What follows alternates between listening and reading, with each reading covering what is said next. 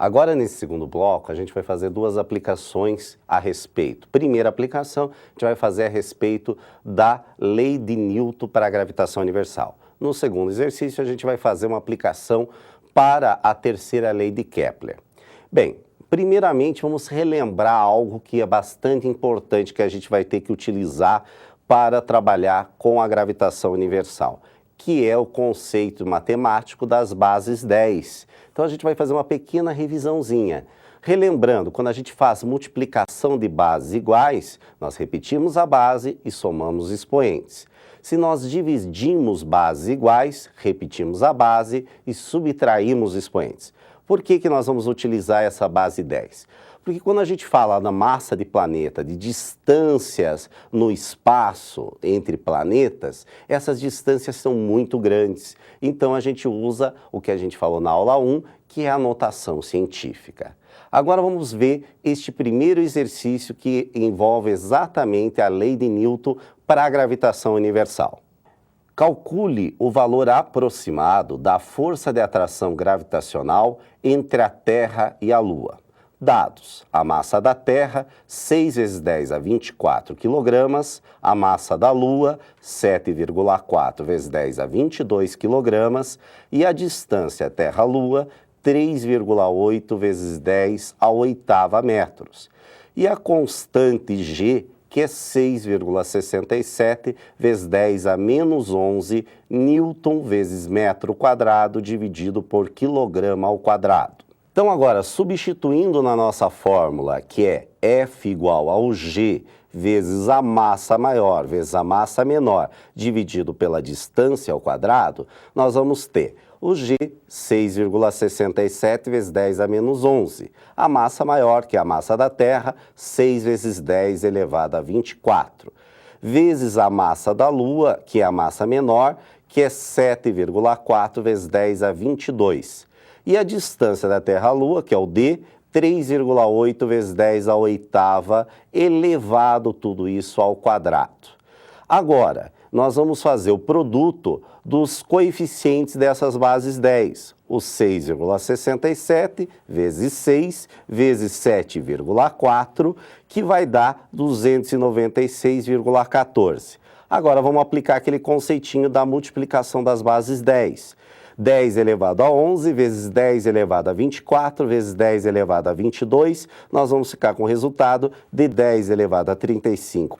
Relembrando, multiplicação de bases iguais é igual a repete a base e soma os expoentes. No denominador, a distância 3,8 vezes 10 elevado a 8 ao quadrado, nós vamos ficar que 3,8 ao quadrado, aproximadamente 14,44.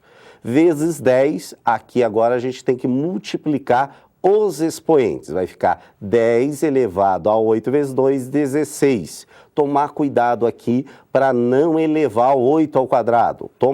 Quando a gente tem o parênteses, a gente simplesmente multiplica os expoentes.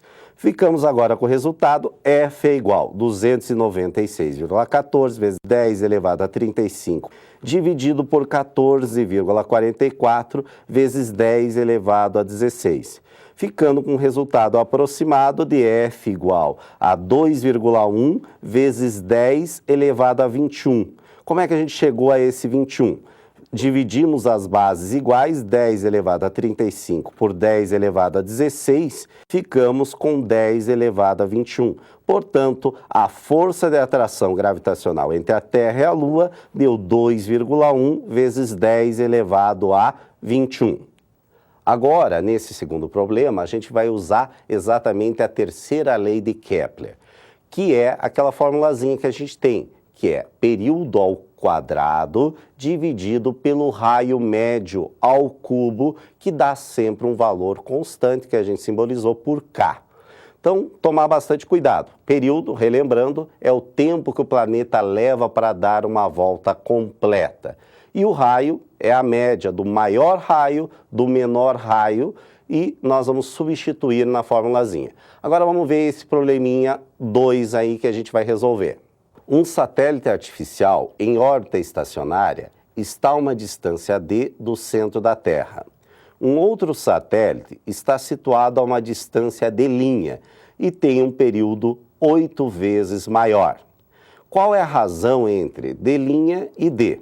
Bem, nesse problema nós vamos ter que, como os dois satélites vão ter a mesma constante, que é o que prevê a terceira lei de Kepler, nós vamos fazer uma seguinte igualdade. Vamos igualar o período de A do satélite, vamos chamar o primeiro satélite A e o segundo de B. Então, período de A, TA ao quadrado dividido pelo raio de A ao cubo, é igual ao período de B, TB ao quadrado, dividido pelo raio de B ao cubo. O raio, a gente disse que a gente vai utilizar D para o primeiro e D' para o segundo. Então, nós vamos ficar com a seguinte expressão. T ao quadrado sobre D ao cubo é igual a 8T ao quadrado sobre D' ao cubo. Então, ficamos com a expressão. Como a gente quer saber a razão entre D' e D, passamos o D' para o outro lado, ficamos com D' ao cubo sobre D ao cubo é igual a 64T ao quadrado sobre T ao quadrado. Podemos simplificar os T's ao quadrado, portanto, a razão entre D' ao cubo sobre D ao cubo é igual a 64. Esses dois problemas que eu selecionei para vocês, gente, são bastante tradicionais e normalmente é cobrado bastante. Esse segundo problema vocês viram que é diferente do primeiro. O primeiro é extremamente matemático. Já o segundo vocês viram que ele é bastante matemático, só que a gente não tem muito número nele. E é bastante comum na lei de Kepler acontecer esse tipo de problema.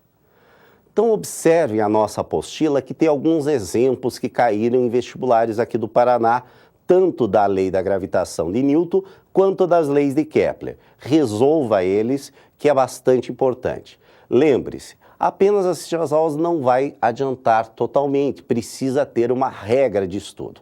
Resolva sempre os nossos exercícios e com certeza você vai ter um sucesso no vestibular. Até a próxima aula.